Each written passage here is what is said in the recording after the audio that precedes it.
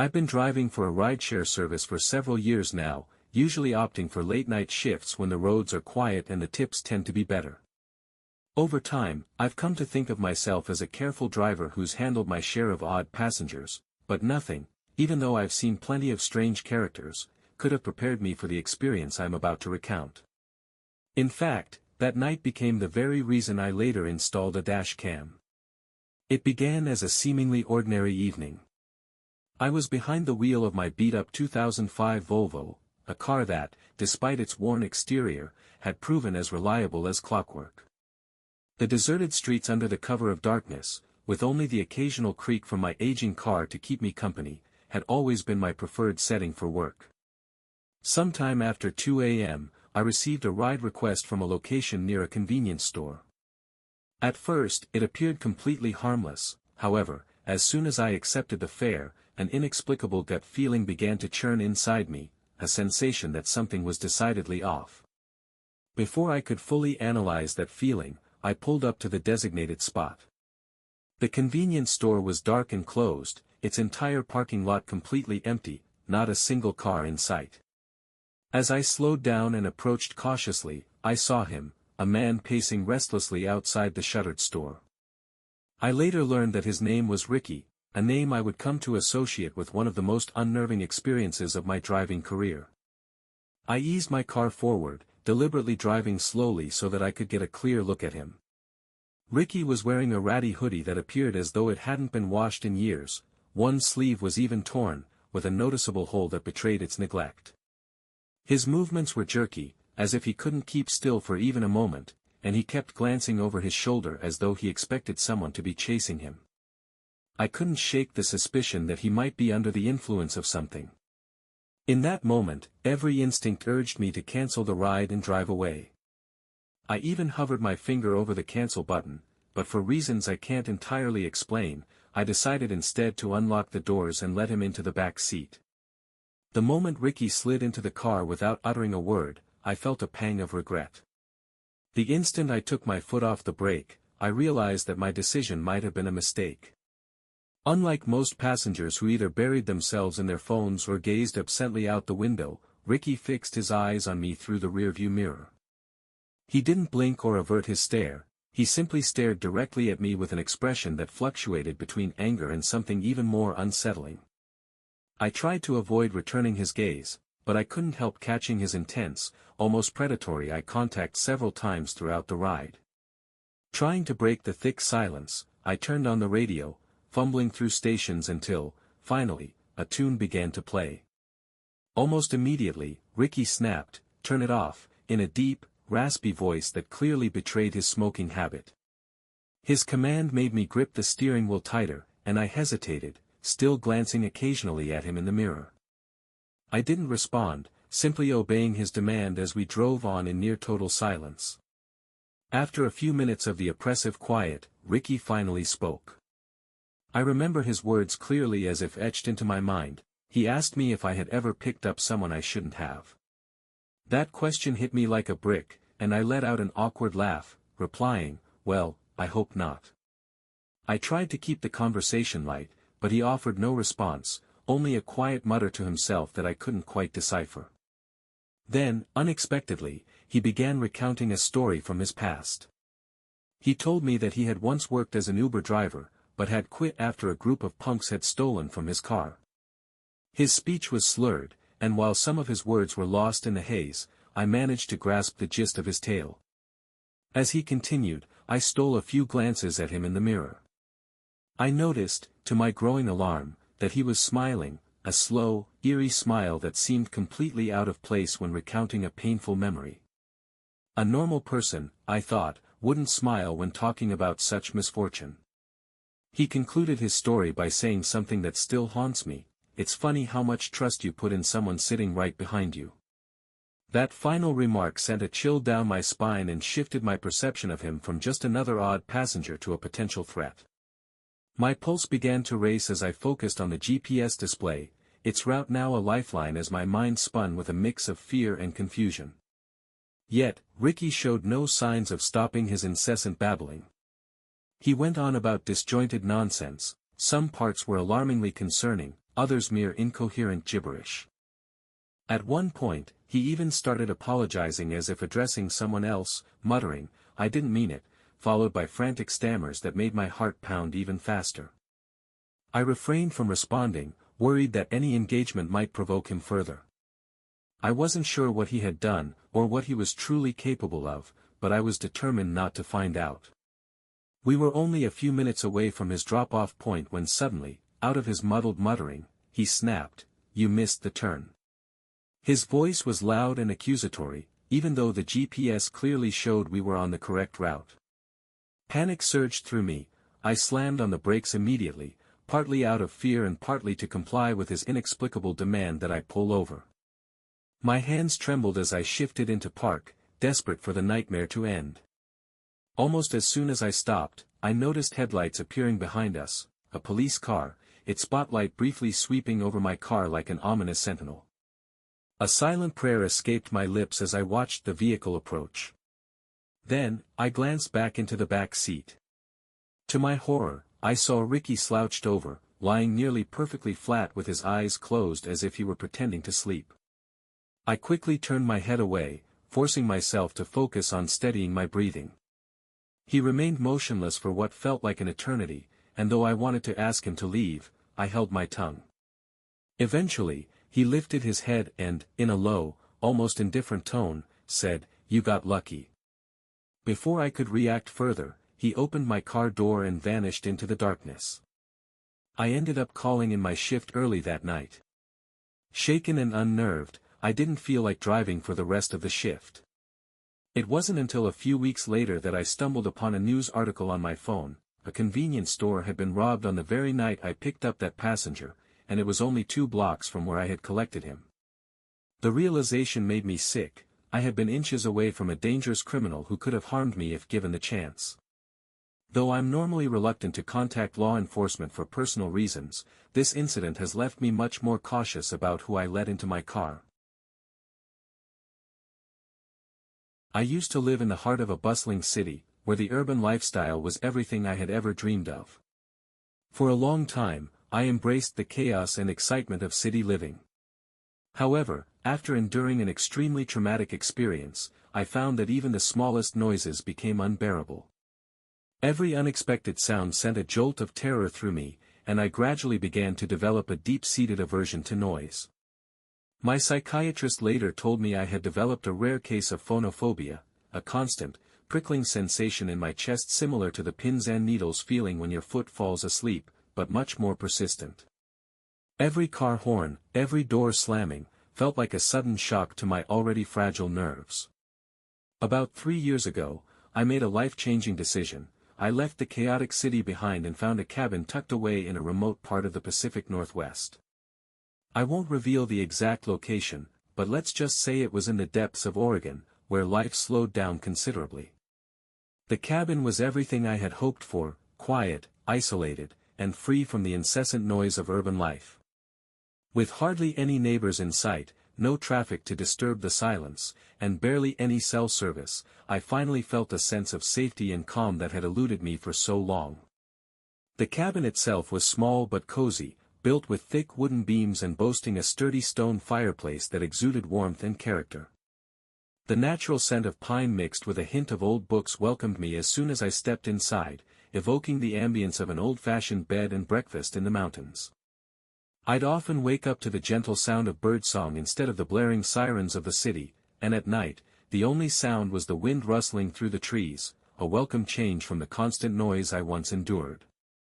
I spent my days working on my laptop in solitude, content with the peaceful environment that allowed me to finally breathe.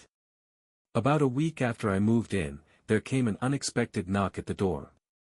The cabin, being a bit old-fashioned, didn't have a doorbell, so the knocks were an unfamiliar sound that I would soon grow accustomed to. I opened the door, expecting to see my new neighbor, and there she was, a moderately old woman carrying a basket of preserves, as if she had just stepped out of a charming Hallmark movie. She introduced herself as Mary Ann and explained that she lived about a 10-minute walk down a narrow, winding trail. That distance might not sound far, but in these dense woods, one could easily lose their way.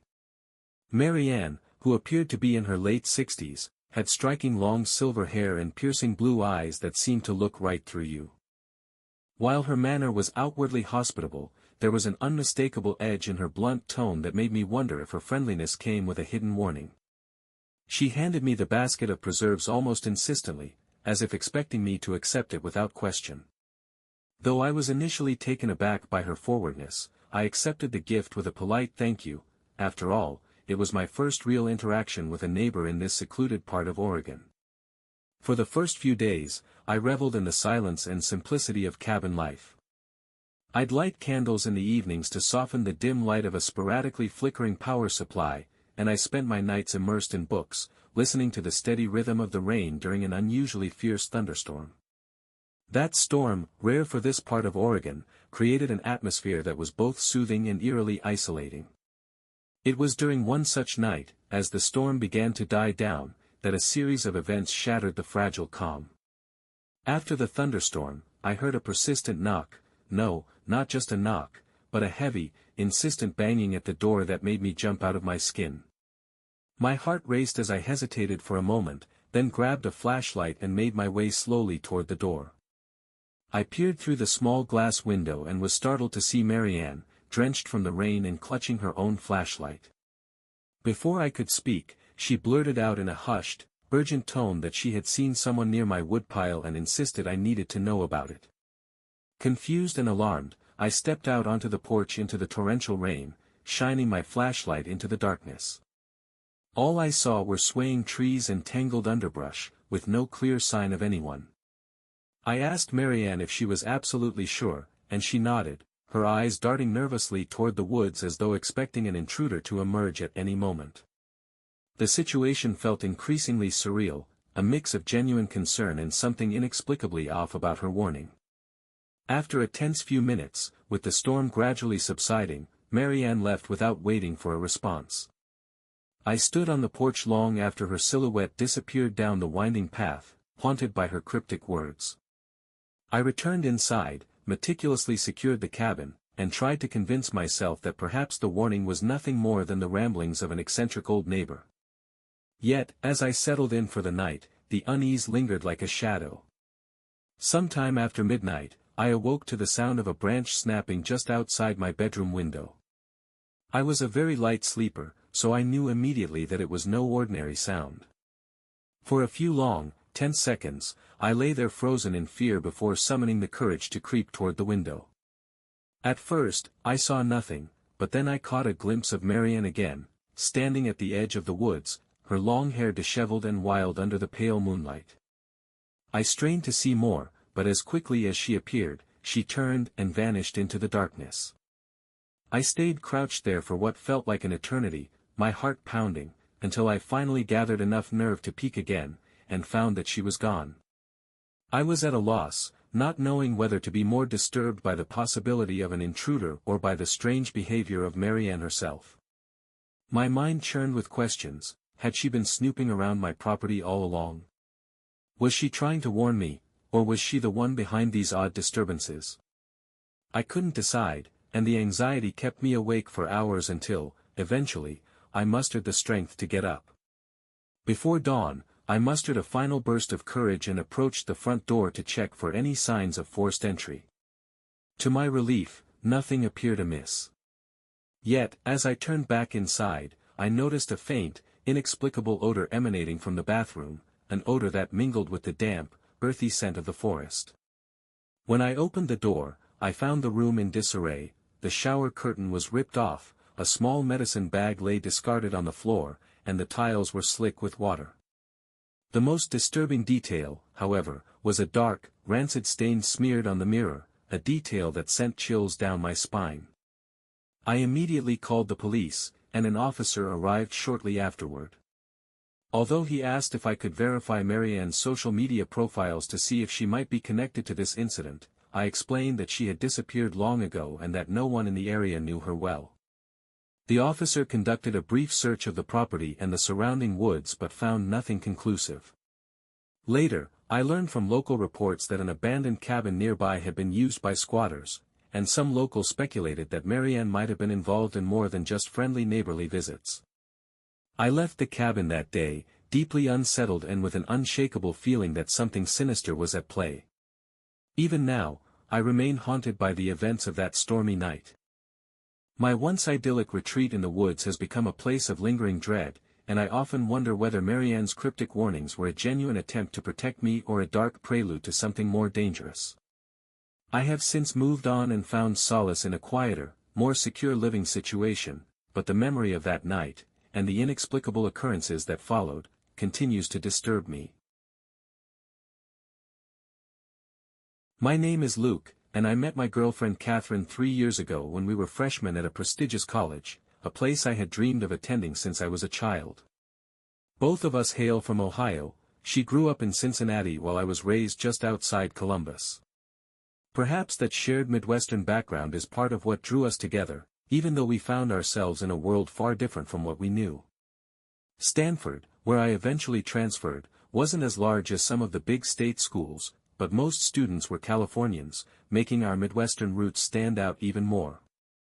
One of the traditions we established was splitting Christmas between our families.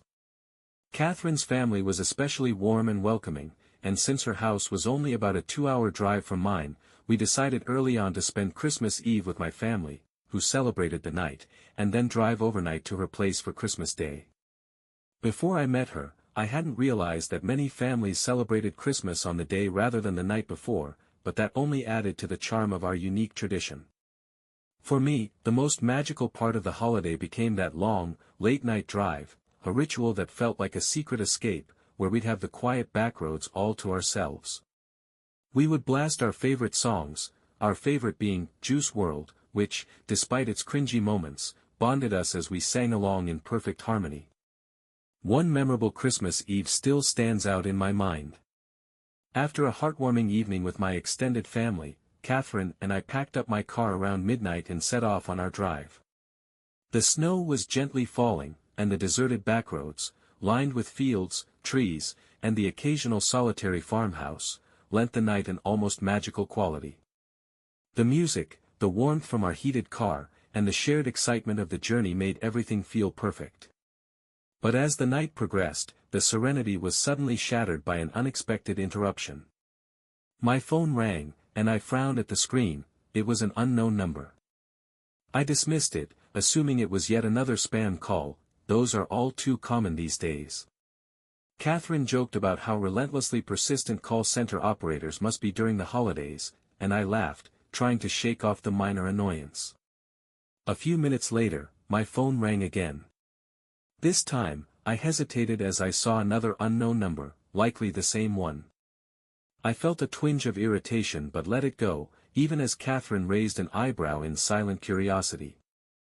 I turned my phone toward her to show the number, and she remarked softly, "That's really weird."